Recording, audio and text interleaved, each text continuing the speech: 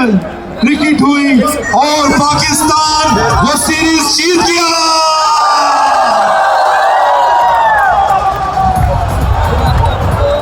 तो पूरी टीम के लिए क्लैपिंग होनी चाहिए, बल्कि तालियों के साथ शोर होना चाहिए।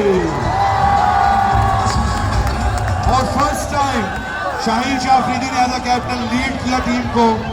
शाहीन शाह अफरीदी और पूरी टीम के लिए तालियां और शोर।